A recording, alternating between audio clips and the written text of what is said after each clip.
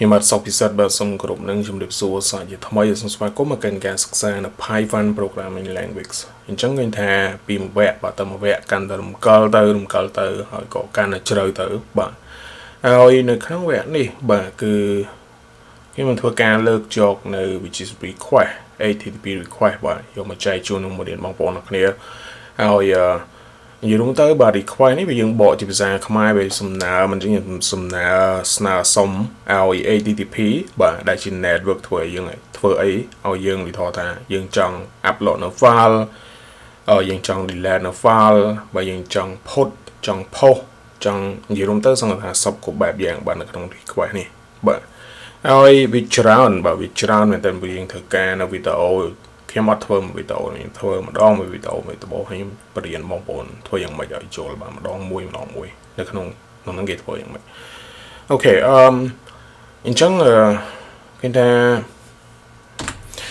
សម្រាប់ request នេះផងដែរបាទគឺនៅក្នុង Python គឺវាមិន include មកនៅពេលដែលយើង install នៅ Python បាទយើងវាអត់មានទេលុះយើងត្រូវតែធ្វើការwhich is ចូលទៅកាន់ directory ដែល script ហើយយើង install នៅ request បាទអញ្ចឹងយ៉ាងណាមិញបងប្អូនអរគ្នាបងប្អូនចូលមកកាន់ directory ដែលយើង install បន្តិច so basically directory ដែលយើងត្រូវ install បាទនៅ which is request នេះគឺដំបូងគេបាទខ្ញុំចង់ recommend ឲ្យបងប្អូនបិទបាទនៅ Visual Studio Code សិនហើយចូលមកកាន់ Drive C បាទតាមធម្មតាបើសិនជាបងប្អូនប្រើនៅ Windows 7 Windows XP បើវានៅក្នុង directory វានៅក្នុង local DC នេះតែម្ដងក៏ប៉ុន្តែបើសិនបងប្អូនប្រើនៅ Windows ចាប់ពី Windows 8ឡើងទៅ which is នៅក្នុង user កុំព្យូទ័រឈ្មោះរបស់បងប្អូនអរគ្នាហើយកន្លែងនេះផងដែរបាទ which is នៅក្នុង app data ដដែលបាទ app data local ហើយនៅក្នុង program ចូលមកកាន់ Python ចូលមកកាន់ Python version តាម version របស់បងប្អូនអរគ្នាហើយចាប់ចូលមកកាន់ script folder ហើយចុច shift right click ហើយយកពាក្យថា open command window here អូខេឥឡូវវា pop load នៅ which is cmd សម្រាប់ install ឡើងមក so អ្វីដែលយើងត្រូវធ្វើឡើងនេះបាទគឺមិនខ້ອຍពីការ install នៅ which is class ក៏ដូចជា pip ដែលយើង install ពីមុនមកនិយាយទៅដូចគ្នាយើងនិយាយថា which is pip install which is going to be request បាទហើយ request នេះផងដែរគឺមាន s ក៏ទៅយ៉ាងក្រោយបាទ complete which is install request ហើយ s បូកទៅយ៉ាងក្រោយបាទ which is request ដែលមាន s ខាងក្រោយហើយពីយ៉ាងណាមកដោយសារខ្ញុំបាន install ហើយវានិយាយថា requirement which is already សម្រាប់បងប្អូនដែលមិនទាន់បាន install បានមានធ្វើការ pop load ឡើងមក which is not download បាទនិយាយទៅបាទអូខេតាមប៉ុណ្្នឹងហើយឥឡូវនេះវាអញ្ចឹងបាទវាបញ្ហាវាត្រង់ថានៅពេលដែលបងប្អូន install ហើយបាទគឺ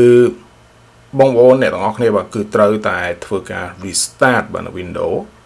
ដាច់ខាតហ្មងគឺត្រូវតែ restart បើអត់ restart វាអត់មានវា work ក៏ប៉ុន្តែវាមិន 100%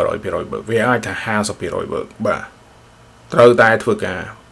restart នៅ Windows ហើយសារខ្ញុំមានឲ្យស្រាប់ឥឡូវនេះគឺ which is នេះមិនមែនបើកចូលមកកាន់ Visual Studio បើយ៉ាងណាមិញ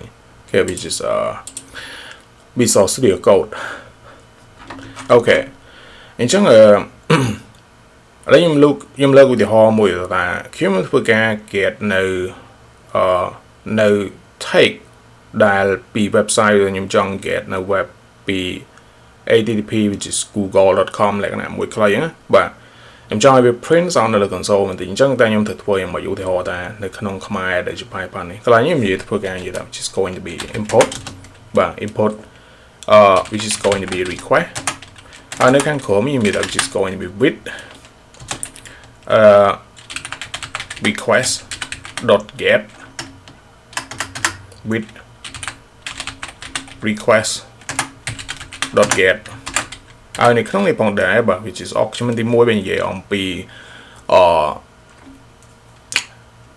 URL បាទដែលជា website ដែលយើងចង់ធ្វើមួយដូចជាយើងបង្កើតនៅ string មួយខាងលើនេះបន្តិចកន្លែងនេះនិយាយថា which is going to be URL code again https បាទអញ្ចឹង http https វាខុសគ្នាត្រង់ http វាអត់សូវ secure បើវាអត់សូវសុវត្ថិភាពហើយ https នេះគឺមានន័យថាវារៀងសុវត្ថិភាពបាទ bong bon nè quạt khang which is web developer quạt đằng này bà HTTPS này cứ which is viên secure viên support phép riêng HTTP. Alright, như là HTTPS which is going to be www.google.com but I am to get the URL នេះចូលមកកាន់ which is option របស់យើងកន្លែងនេះ okay ឥឡូវនេះបែរ which is return ទៅកាន់យើងនិយាយថា web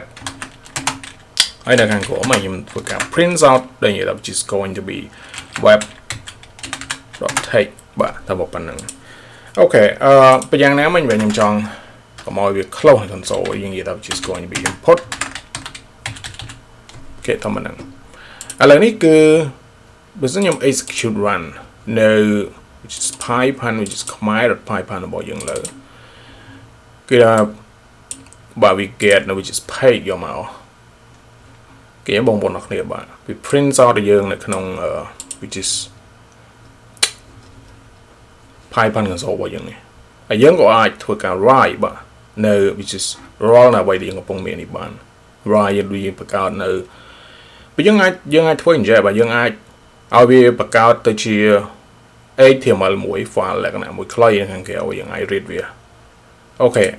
អញ្ចឹងឧទាហរណ៍ថា we get the text ដែល which is ដែលជា web head របស់វានេះ we get យកមកឲ្យអ្វីដែលយើងត្រូវធ្វើវិញយើងអាចថាយើងចាប់ផ្ដើមយើងបង្កើតនៅ which is ការយើង write នៅ file លក្ខណៈមួយខ្លីហើយយើងធ្វើការ write which is នៅ web របស់យើង .text នេះបាទចូលមកកាន់ directory របស់យើងនេះយើងអាចធ្វើការកន្លែងនេះដែលយើងលុបទៅបងយើងលុបនៅ print នេះចោលហើយនៅក្នុងនេះខ្ញុំធ្វើការនិយាយ with មួយទៀត is going to be with open បាទ open នេះគឺបងប្អូនរៀនហើយ which is system.io បាទ read it right ហើយខ្ញុំនឹងធ្វើការបង្កើតនៅនិយាយថា google.com ប៉ុន្តែវាត្រូវ google. Which is http មិនទៅ which is google.html ចេះលក្ខណៈមួយ sample ហើយ option ទី2វិញនិយាយអំពីការ write as file ហើយនៅក្នុងនេះផងដែរវិញនិយាយថា which is going to be file បាទ .write ហើយ write នៃគេបើ write នៅការដែលយើង get បាន head which is URL នេះមកហើយក្នុងនេះយើងនិយាយថា which is going to be web.text បាទតាមប៉ុណ្្នឹងឥឡូវនេះគឺបើខ្ញុំ execute នៅ khmer.python គឺវានឹងធ្វើការបង្កើតនៅ google.html ហើយនៅក្នុង google.html ហ្នឹងគឺមាននៅ which is head ដែលជា which is head របស់គេ google.com នេះនិយាយទៅគេគឺវាបង្កើតឲ្យយើងឥឡូវនេះគឺអញ្ចឹងបើសិនខ្ញុំចង់នឹងថាអូខេ which is នៅក្នុង google.html នេះខ្ញុំចង់ edit វាបន្តិចតែវាមានឯខ្លះនៅខាងក្នុងហ្នឹងច្បាស់ណាបាទគឺប្រកាសជា head HTML គេបងប្អូនអ្នកគ្នាបាទ which is HTML5 ហើយនៅក្នុងនោះមានទាំង JavaScript មានទាំង CSS និយាយទៅមកចប់អូខេប៉ុន្តែប្រយ៉ាងណាមិញអ្វីដែលយើងត្រូវធ្វើឡើងនេះគឺវាអញ្ចឹងគឺខ្ញុំនឹងធ្វើការ execute run នៅ google.html ហ្នឹងបើខ្ញុំ execute run វានឹងធ្វើការ pop load ចូលទៅកាន់ web browser ហើយមាន return អញ្ចឹងបាទអូខេហើយ directory គឺឲ្យច្បាស់ជាងហ្នឹងគេបងប្អូនគេ file which is :// c :/user :/sock :/document :/python :/youtube :/google.html អញ្ចឹងសារបងប្អូនបានឃើញថានេះអត់មាន fake ទេបាទអត់មានញោមមានបានបន្លំធ្វើអីទេវាព្រោះនេះគឺជា file original វាប៉ិតបាទដែលយើងបាន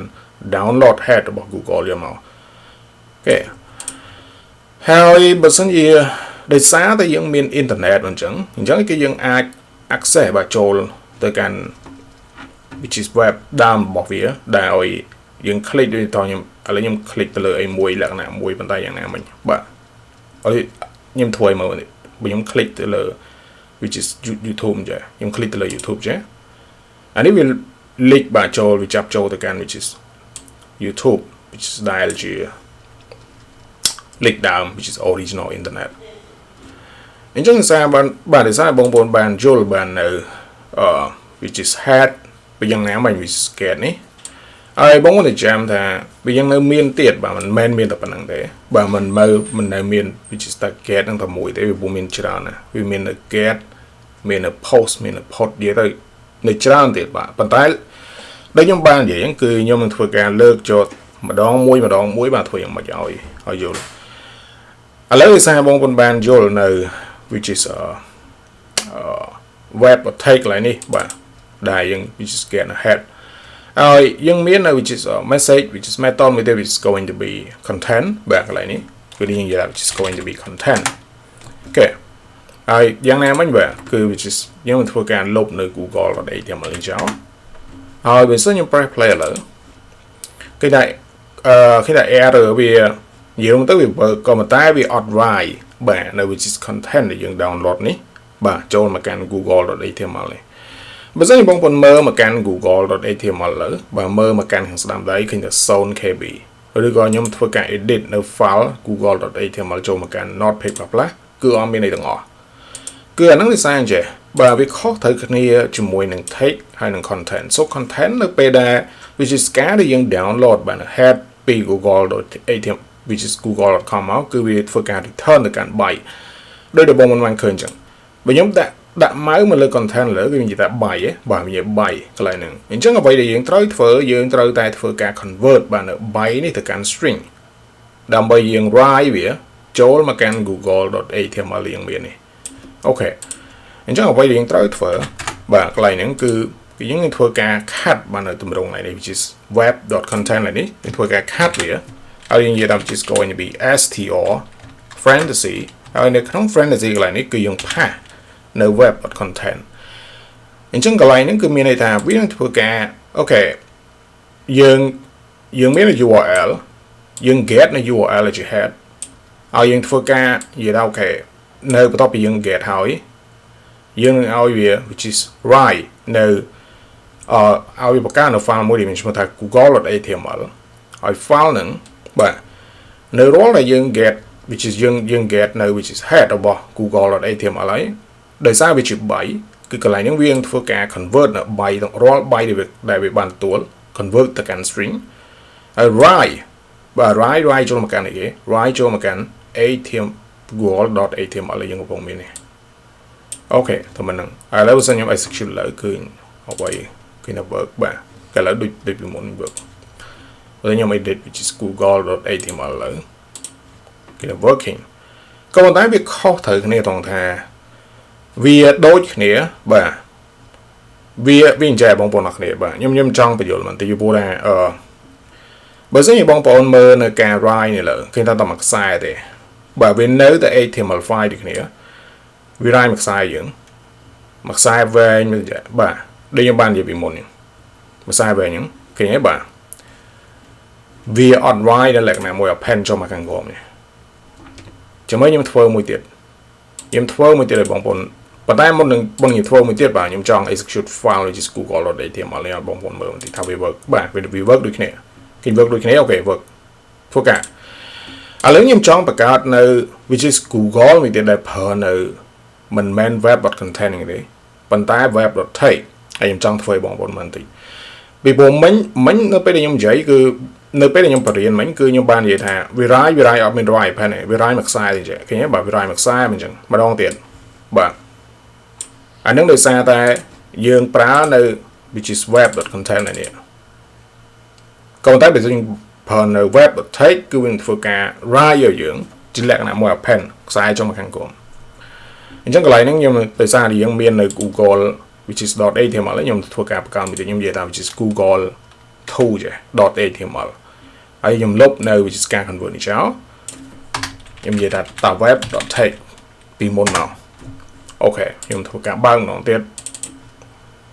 គេតាមហ្នឹងឥឡូវនេះបើសិនយើងចូលមកកាន់ google tool នេះដែល .html នេះនៅពេលដែលខ្ញុំ right click ចូលមកកាន់ notepad++ which is html គឺ write append គេ which is write append type បើ write ដូច which is បើនិយាយចំទៅវា write ឲ្យយើងបើវាទៅ say ឲ្យយើងដូចលក្ខណៈ HTML ដើមរបស់គេដែលនៅក្នុង Google បាទអានឹងវាអញ្ចឹងបាទបើសិនជាវាខុសត្រូវគ្នាវាខុសត្រូវគ្នាថងចេះអានេះខ្ញុំជឿថាបងប្អូនយល់ហើយបាទវាខុសទាំងនេះថងថាអានេះគឺយើងប្រើនៅ take បាទ Virai append វាដូចនឹង original file របស់គេដែរនៅក្នុង Google ហើយអានេះគឺ Virai ជាសារបាយដែលយើង convert ពីបាយទៅកាន់ string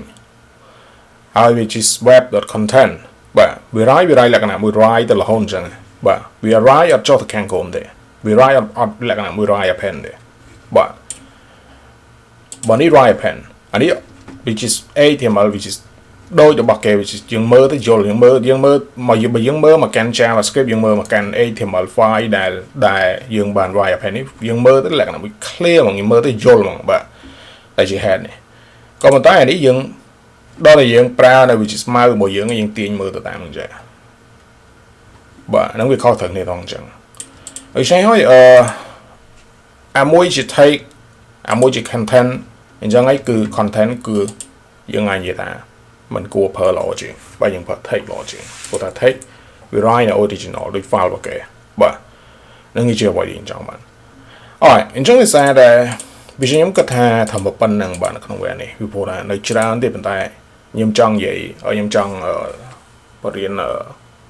ម្ដងបន្តិចធ្វើមកឲ្យបងប្អូនយល់បាទកន្លែងហ្នឹងសំខាន់យល់នឹងទៅមុខទៀត